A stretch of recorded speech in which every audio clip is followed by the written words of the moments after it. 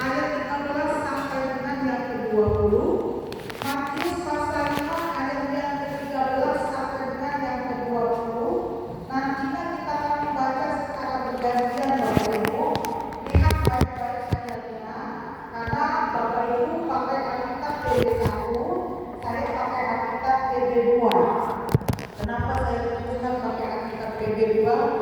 Sudah lama ini dibeli Alkitab PD2, tapi saya pakai karena saya pas dapat undangan khotbah di gereja-gereja yang bukan Metodis. Nah, mereka rata-rata pakai yang PD2. Gereja Metodis juga beberapa sudah pakai PD2. Tapi kita pakai PD1 dan sambil baca tadi kalau kita ngelamun, nah itu beberapa ayat kita pikir sudah salah, dilompatkah atau sudah terlalu maju atau kelamaan, tapi ternyata tidak. Beberapa nanti kata-kata yang tak sama, tapi pun begitu kita perhatikan ayat demi ayat supaya kita tidak salah membacanya. Saya ayat 13 sama ayat 14 dan bergantian kita bertemu ayat yang ke-20. Garam dunia dan terang dunia. Kamu adalah garam dunia. Jika garam itu menjadi tawar, dengan apakah ia diasinkan? Tidak ada lagi gunanya selain dibuang dan dipindah orang. Kamu adalah terang dunia. Kota yang terletak di atas gunung tidak mungkin tersembunyi. Lagi pula, orang tidak menyalakan pelita lalu meletakkannya di bawah tempayan, melainkan di atas kaki pelita sehingga memberi terang kepada semua orang di dalam rumah itu. Demikianlah hendaknya terang bercahaya di depan orang, supaya mereka melihat perbuatanmu yang baik dan memuliakan Bapa-Mu yang surga. Janganlah menyangka bahwa aku datang untuk meniadakan hukum Taurat atau kitab para nabi. Aku datang bukan untuk meniadakannya, melainkan untuk menggenapinya. Karena aku berkata, sesungguhnya selama belum lenyap langit dan bumi ini, satu iota atau satu titik pun tidak akan ditiadakan dari hukum Taurat sebelum semuanya terjadi. Karena itu, siapa yang meniadakan salah satu perintah hukum Taurat sekalipun yang paling kecil dan mengajarkan demikian kepada orang lain, ia akan diberi tempat yang paling rendah di dalam kerajaan surga. Tetapi siapa yang melakukan dan mengajarkannya, ia akan diberi tempat yang tinggi di dalam kerajaan surga. Sama. Maka aku berkata kepadamu, jika hidup keagamaanmu tidak lebih damai daripada hidup keagamaan ahli-ahli Taurat dan orang-orang Farisi, sesungguhnya kamu tidak akan masuk ke dalam kerajaan surga. Amin. Sedemikian jauh firman Tuhan memberkati kita. Jadi kalau untuk dibaca bersama-sama agak rancu karena ada beberapa kata yang berbeda dan kata yang tak sama. Jadi kalau dibaca secara bergantian, nah kita bisa sambil berbandingan. Bapak Ibu kasih Tuhan Yesus Kristus, tema hari ini adalah hati yang garam dan pelangi.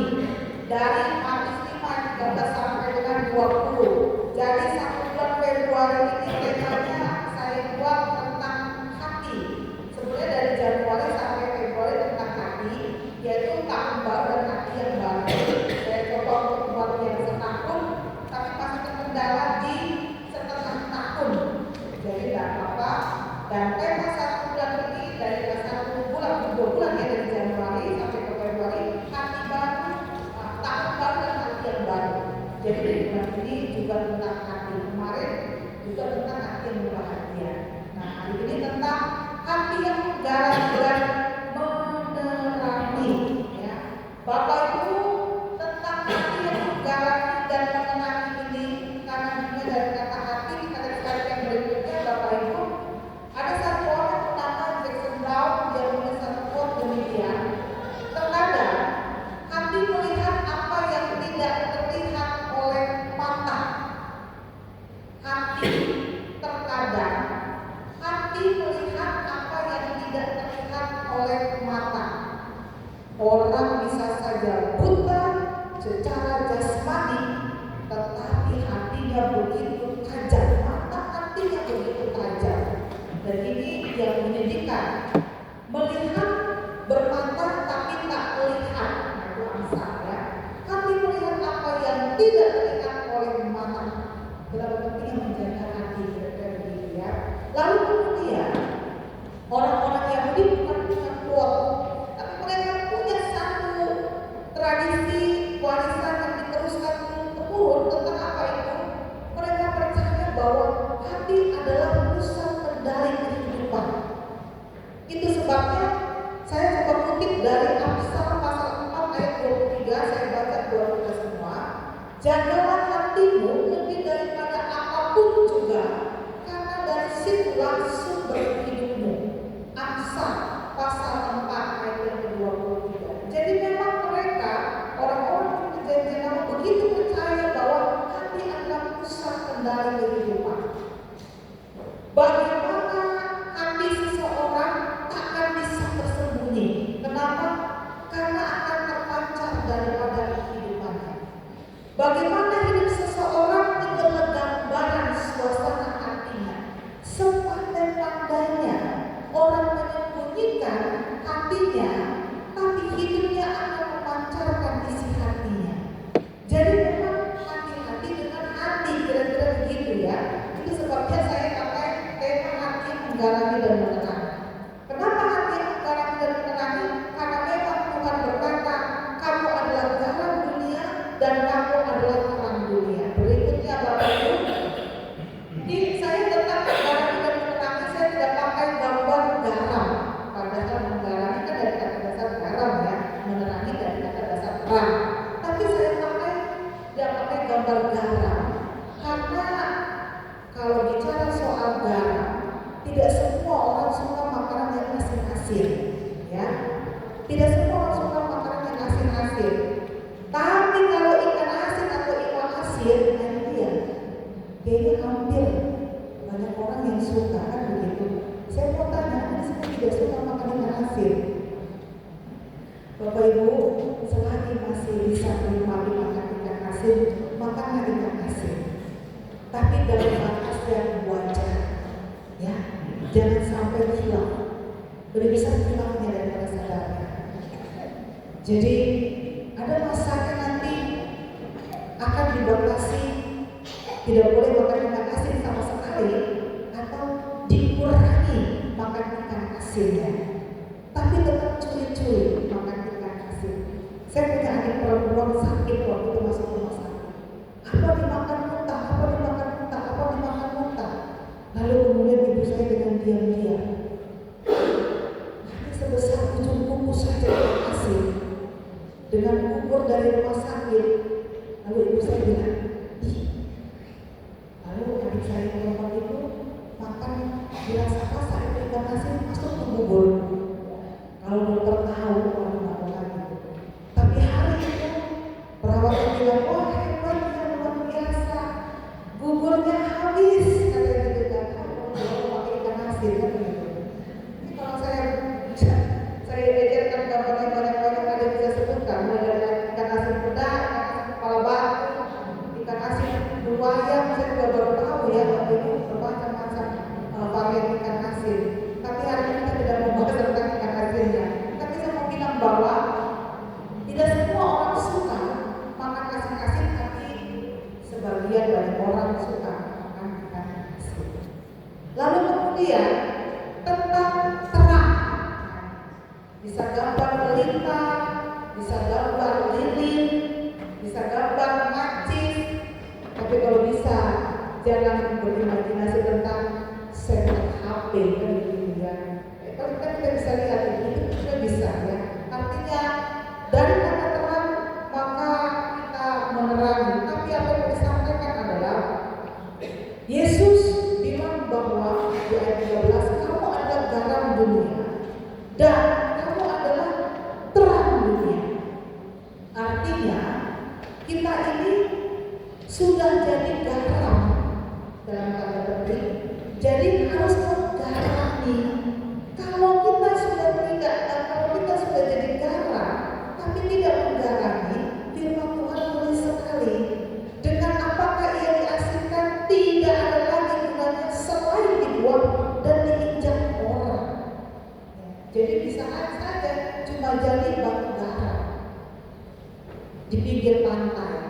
dipijak-pijak tapi tidak difungsikan.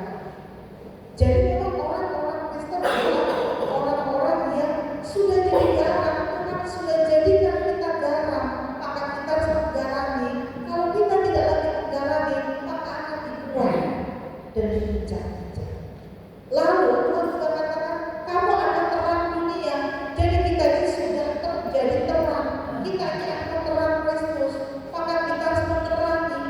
Kalau kita ada terang, tapi kita tidak menerangi, itu kenapa? Bisa redup, bisa mati sama sekali cahayanya, kan begitu. Nah, tapi kok bisa? Logikanya tidak bisa. Kenapa? Karena sumbernya terang adalah Kristus. Berikutnya, Bapak kita sudah Tuhan Yesus itu. Kalau begitu apa yang harus kita lakukan? Simpel saja Bapak Ibu. Saya tidak lama-lama karena minggu lalu pendeta bilang, mama foto lama sekali. Bapak Ibu kita sudah Tuhan Yesus itu fungsi yang berpartner, saling mengingatkan ya. Tentang menggarami, Bapak Ibu. Saya katakan tadi kita adalah garamnya harus menggarami. Dengan apa kita menggarami? Bapak Ibu, fungsi garam itu adalah memberi cita rasa yang nikmat. Artinya ketika ada rasa yang tawar, ketika diberi garam maka ada rasa yang nikmat. Lalu kemudian fungsi garam juga untuk mencegah pembusukan. Jadi tak main kalau tugas kita adalah menggarami supaya kita bisa memberi rasa kepada siapa? Kepada diri kita, kepada orang lain, kepada keluarga, kepada sekitar, kepada mitra kerja, kepada persekutuan dan lain sebagainya. Kalau kita kepada diri kita saja sendiri kita sudah tidak punya rasa, itu bahaya sekali. Tapi kita harus mampu memberi rasa. Saya masak kue bolu, sponge itu, Bapak Ibu, saya kasih garam. Lalu saya kalau buat kopi, tidak semua suka kopi pendeta. Tapi mereka selalu bilang, enak, saya bilang dalam hatinya kan begitu. Jadi kalau kopi yang pakai gula, nah saya kasih sedikit garam. Tapi sedikit saya seujung, saya terpenuh, sedikit sekali. Tapi kalau ada jemaat yang jemaat macam-macam dengan pecinta kopinya kan, ada yang less sugar, ada yang non sugar, ada yang suka gula tapi sedikit, ada yang suka gula banyak, ada yang tanpa gula. Lalu beragam-beragam pecinta kopi di pastori dan di konsistori. Ada yang suka ampas kopinya harus ikut dalam gelas. Ada yang tidak suka pakai ampas kopi, harus disaring. Ada yang ampas kopinya sedikit saja supaya kalau sudah selesai minum kopi masih diseruput sedikit-sedikit dikecap-kecap katanya enak. Sehingga ketika ada tamu datang ke pastori di pendeta 7 keliling putar otak. Ini yang kemarin yang mana ya? Yang kayak sugar, non sugar, yang gula banyak, atau yang gula sedikit. Ini yang pakai ampas sebagai ampas. Tapi Bapak Ibu tidak apa-apa, saya senang-senang saja. Kebetulan Pak Pendeta tidak suka kopi, jadi saya akan pusing-pusingan begitu. Bapak Ibu kasih Tuhan Yesus Kristus. Bahkan ketika buat kopi pun saya kasih garam sedikit. Kenapa? Karena rasanya enak. Saya kalau buat kopi kan masih dicicip dulu toh, tapi percayakan Bapak Ibu, percayakan. Tidak, saya belum itu saya cicip baru saya masukkan lagi enggak. Pasti kita letakkan di saya biasanya ada berapa pak. Memang saya merasa ya enak saja begitu ada saya tulis gitu.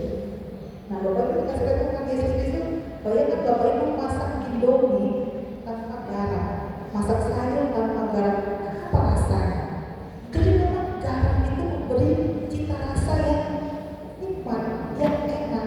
Nah, kalau kita adalah garamnya Kristus, lalu tugas kita menggarami, maka kita bisa memberikan pengaruh yang membawa kenikmatan sukacita bagi sekitar kita.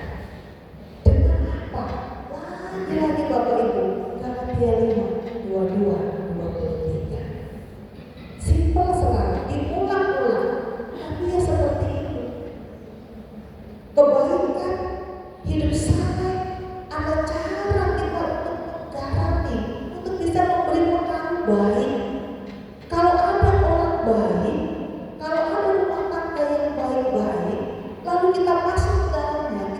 menegur dan kita tidak mendalami, malah keluarga itu hancur porak-poranda.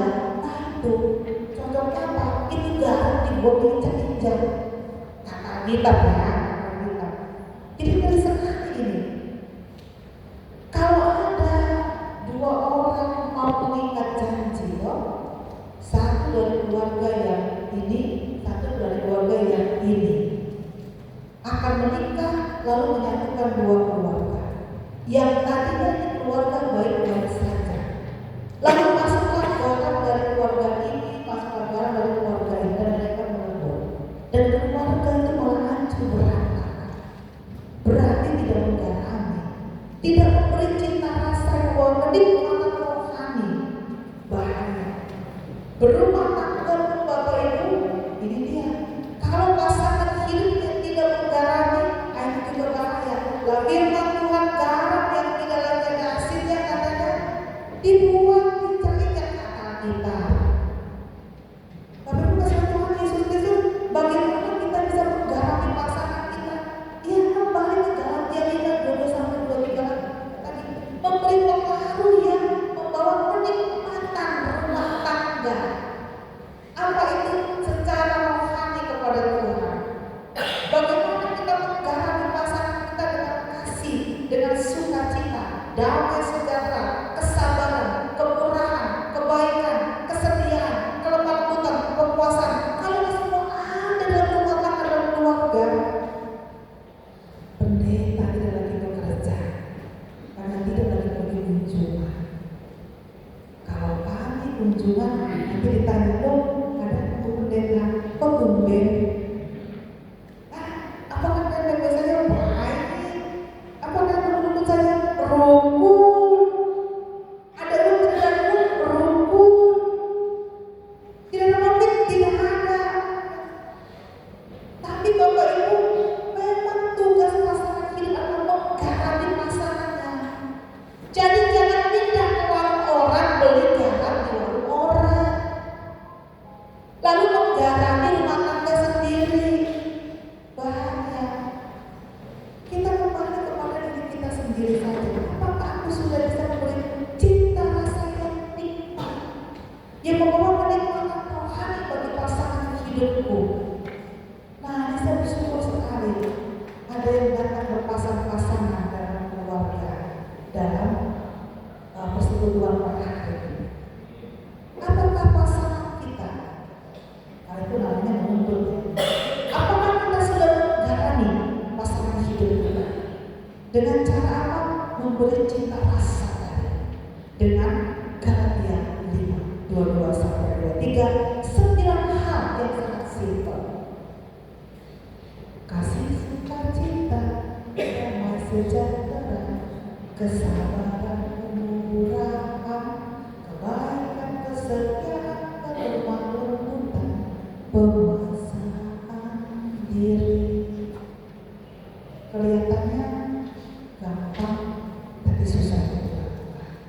Ini soal hati. Apakah kita sudah menggarami rumah tangga kita?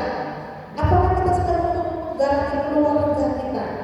Kalau belum, jangan tuntut gereja menjadi kenapa? Karena sesungguhnya ini didengarkan Bapak Ibu tentang eklesia domestika. Rumah kita, keluarga kita adalah gereja-gereja keluarga, gereja-gereja keluarga. Kita mau rumah, kita mau gereja yang sehat, kita mau GMI Gereja Depok yang sehat secara rohani. Mulailah dari eklesia domestika yang sehat. Terus bagaimana pendeta? Kalau mata kami bermasalah, kalau begitu kami tidak usah ke gereja, nanti bawa pengaruh baik. Bukan begitu. Karena gereja lahir, hadir untuk persoalan, permasalahan, pergumulan, dan lain sebagainya. Tapi persoalannya, jika eklesia domestika, gereja-gereja rumah, gereja-gereja keluarga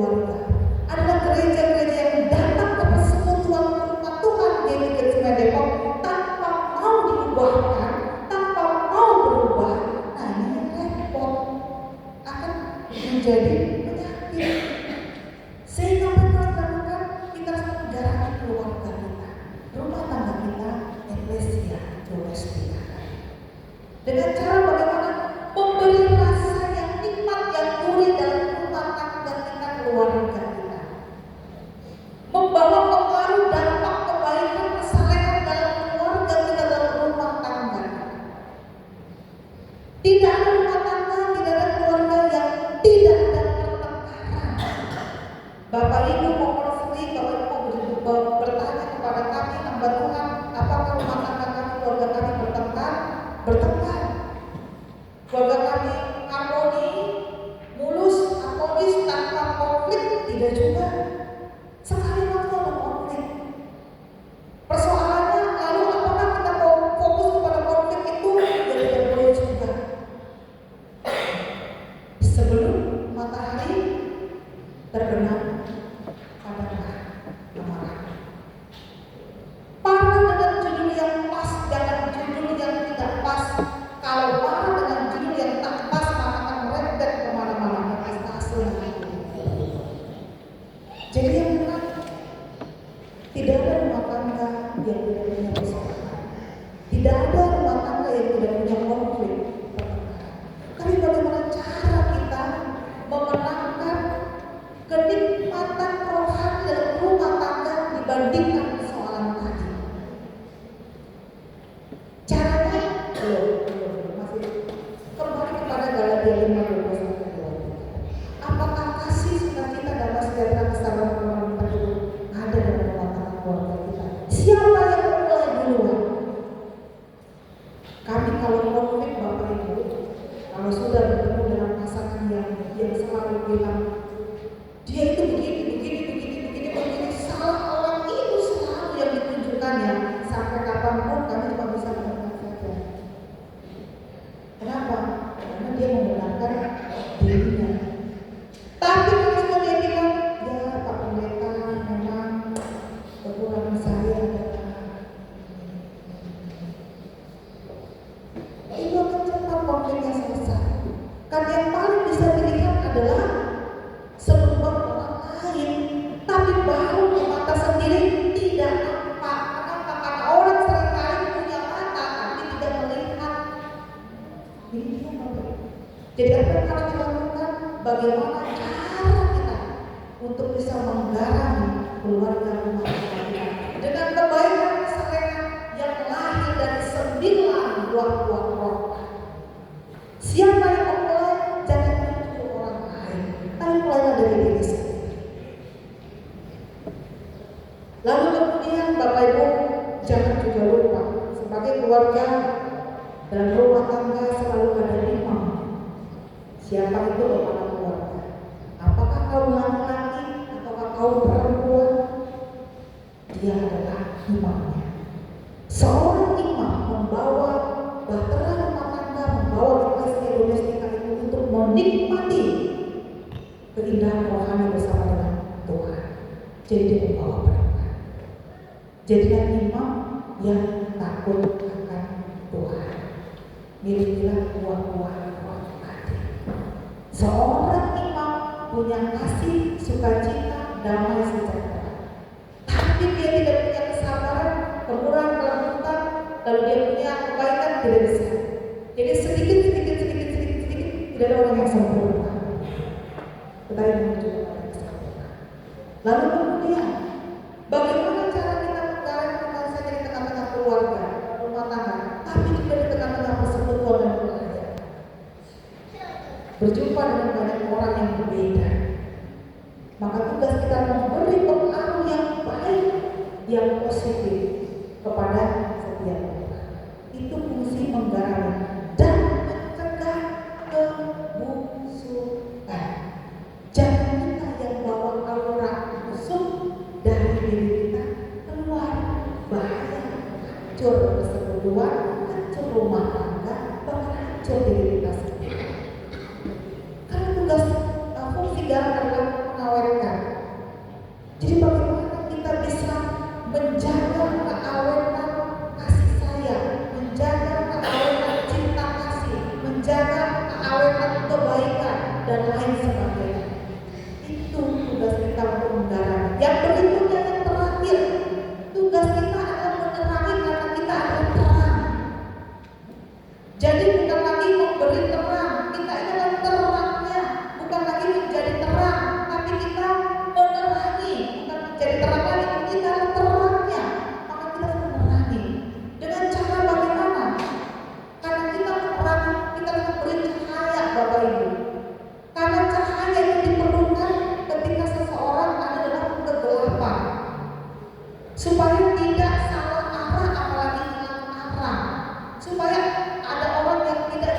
kendali. Tugas kita adalah menerangi, memberikan cahaya itu. Hidup ini saya katakan 2 minggu yang lalu dalam keadaan tidak baik-baik saja. Dunia ini tidak baik-baik saja. Kalau kita baca-baca berita, kita takut, ya kan? Adalah sebuah file dokumen kerahasiaan milik dunia, Epstein file dokumen isinya apa buat kita seperti dicuci otak, ketakutan. Tapi saya pikir apapun itu memang tidak ada dokumen, tidak ada berkas yang bisa membawa damai sejahtera dan menenangkan hati orang selain daripada kita. Dunia penuh dengan kebohongan. Oh, kekuatan Amerika seperti ini, kekuatan dunia seperti ini, dan lain sebagainya. Oh, kejahatan para elit politik seperti dan sebagainya. Apapun itu, tapi tetap kembali kepada akhirnya. Pada akhirnya apa? Fungsi kita adalah menerangi karena kita adalah terang. Tidak ada kita yang gelap hidupnya, karena terang Kristus ada pada kita. Sumber terang adalah Kristus, sehingga kita harus menerangi dengan cara memberikan cahaya supaya setiap orang bisa mengalami kehidupan yang tidak salah arah atau hilang arah. Jangan kebalikan Bapak Ibu ya. Sekarang kan banyak orang yang tubuh dan jiwanya, saya tidak bilang roh ya, karena roh kembali kepada Tuhan, tapi tubuh dan jiwa itu ada pada kita. Tubuh dan jiwanya ada dalam kegelapan. Ada orang yang mau pergi ke gereja, tetapi ada orang yang tidak menerangi, sehingga yang harusnya tubuhnya pergi ke gereja justru dibelokkan, dibengkokkan arahnya, tidak lagi ke gereja tetapi ke arah yang lain. Nah, itu sudah menjadi yang gelap ini, bagian belokkan jadi yang gelap. Bahkan lagi memberi cahaya atau menerangi. Bapak Ibu kasih Tuhan Yesus Kristus. Kadang-kala ada orang yang sudah betul-betul dia seorang yang penyabar, pendiam. Sewaktu belum bertemu dengan saya, orang itu orang yang panjang sabar. Tetapi ketika berjumpa dengan saya, orang itu justru berubah menjadi orang yang temperamen, emosinya tingkat dewa. Di atas dewa ada lagi, dia lagi. Nah itu Bapak Ibu, kok bisa? Yang mana ada yang gelap. Makanya kita ini adalah terangnya Kristus. Sumber terang itu ada pada kita. Tidak bisa kita menerangi orang lain. Dimulai dari menerangi diri kita sendiri. Makanya jangan ada orang yang coba-coba hidup dalam gelap. Hidup dalam gelap itu hidup yang menyembunyikan dosa. Tadi kalau PD1 kan tidak ada orang menyalakan pelita matahari di bawah gantang, ya. PD2 tidak ada orang menyalakan pelita lalu matahari di bawah tempayan. Kenapa? Cahayanya ketutup sama tempayan. Kebaikan orang Kristen, kesalehan orang Kristen, terang kasihnya Kristusnya yang ada pada orang Kristen seringkali tertutup oleh tempayan, oleh gantang. Oleh apa? Oleh egonya sendiri. Sehingga orang tidak melihat kebaikan kesalahan yang harus terpancar menerangi hidup orang lain dan keadaan sekitar.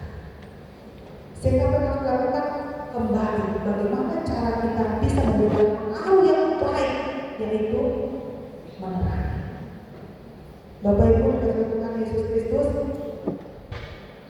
tahun 2025 kemarin orang bilang ya sudah lewat, kita masuk di 2026 dan jalan kita bukan jalan yang gelap. Jangan pilih jalan yang gelap, pilihlah jalan yang terang.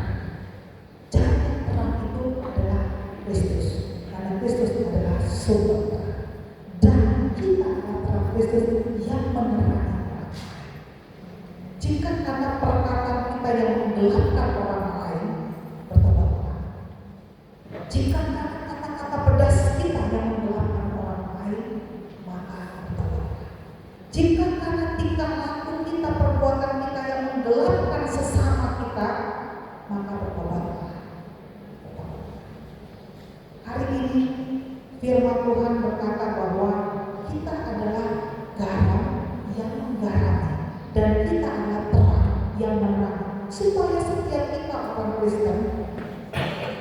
memberikan pengaruh yang baik, berdampak, membawa sukacita, kenikmatan rohani dalam Tuhan, sehingga orang berjumpa dengan Tuhan secara pribadi. Dunia tidak kekurangan orang-orang baik dan saleh, karena Kristus punya banyak garam dan terang. GBI Depok tidak kekurangan orang baik dan saleh, karena GBI Depok punya banyak garam dan punya banyak terang. Tetapi persoalannya masih ada banyak orang yang menunda atau sama sekali tidak menjadi pengaruh baik bagi orang lain. Hari ini mari kita punya hidup yang berdampak, menggarami, menerangi, memberikan pengaruh yang baik, hidup kesalahan supaya setiap orang berjumpa kepada Kristus Yesus yang pribadi. Amin.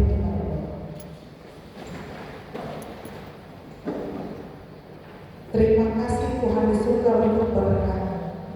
Urapi kami pada hari ini Tuhan.